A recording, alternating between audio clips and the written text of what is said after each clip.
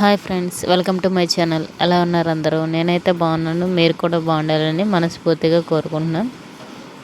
నేనైతే ఫస్ట్ చికెన్ని మామూలుగా బౌల్లో అయితే నేను మార్నింగ్ చికెన్ తెచ్చానండి. అది అక్కడ పాడైపోద్దా అనే ఉద్దేశంతో ఒక బౌల్లో వేసేసి కొద్దిగా పసుపు, కారం అయితే వేసేసినాను. అందులోనే ఒక ధనియాల పొడి అంతా వేసాను. వేసిన తర్వాత ఇప్పుడు ఏం చేస్తానంటే ఇది అనేది ఒక తపాల్లోకి అంతా వంపుకొని నేనేం చేశాను అంటే విలేజ్లో ఎలా చేస్తారు అనేది చూపిస్తానండి. మా సైడ్ విలేజ్లో అయితే ఇలాగనే తపాల్లో అంతా చికెన్ అంతా వేసేసి కారం, పసుపు, ఉప్పు, ధనియాల పొడి ఇవన్నీ వేసేసి అందులోనే కొద్దిగా కరివేపాకు, ఉల్లిపాయ అనేది సన్నగా కట్ చేసి కొద్దిగా పెద్దవిగా కట్ చేసుకొని వేసుకుంటాం కదా సన్నగా, అలా కట్ చేసి అయితే వేసుకొని బాగా కలుపుకోవాలండి. కింద మీద కలుపుకోవాలి. ఇంకా నేనైతే ధనియాల పొడి చాలదు అని అనుకొని మళ్ళీ ఇంకా కొంచెం ఒక స్పూన్ అయితే వేసుకుంటున్నాను. అలాగే కారం కూడా సరిపోదు, ఇంకా మళ్ళీ ఏం కదా అనేసి ఇప్పుడు వేస్తున్నాను. కారం ఇంకొక స్పూన్ ఎక్స్ట్రా అయితే వేస్తున్నాను.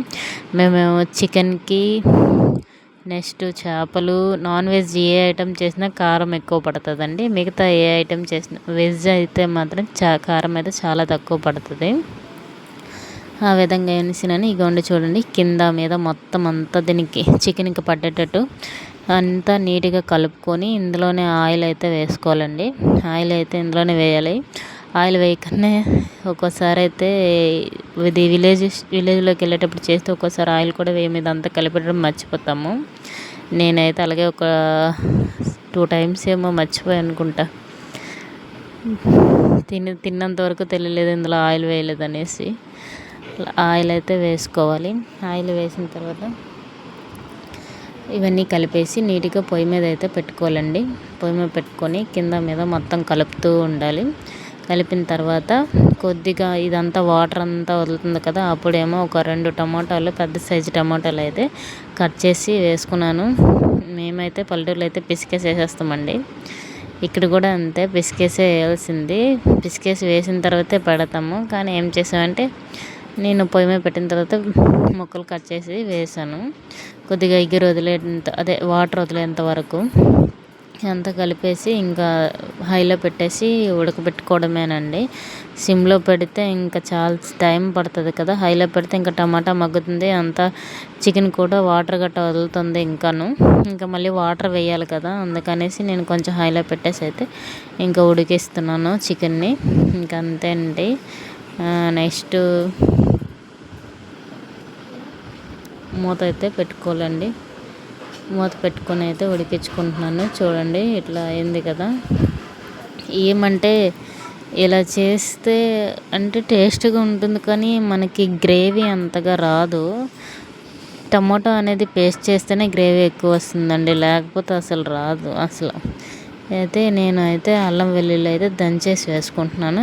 ఒక 10 వెల్లుల్లి రెప్పలు, చిన్న అల్లం ముక్క అయితే దంచేసి కచ్చపచ్చ దంచేసి అయితే వేస్తున్నానండి. వేసేసి ఇంకా ఉప్పు అంతా సరిపోయిందో లేదో చూసుకోవడమే.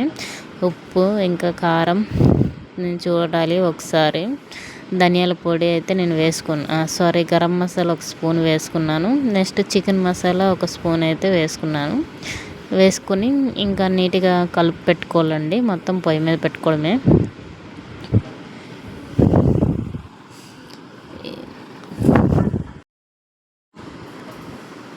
ఇంకా పొయ్యి మీద అయితే కలిపి పెట్టుకోవాలి. మొత్తం అంతా కలుపుతూ ఉండాలండి.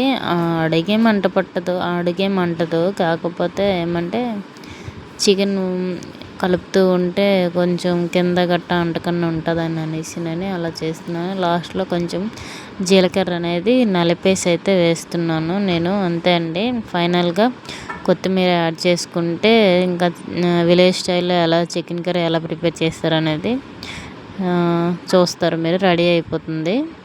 ఇది అండి నా వీడియో కనుక నచ్చినట్లయితే లైక్ చేయండి, షేర్ చేయండి, కామెంట్ చేయండి, సబ్స్క్రైబ్ చేయడం మాత్రం మర్చిపోవద్దు friends. Thanks for keep watching. Bye bye.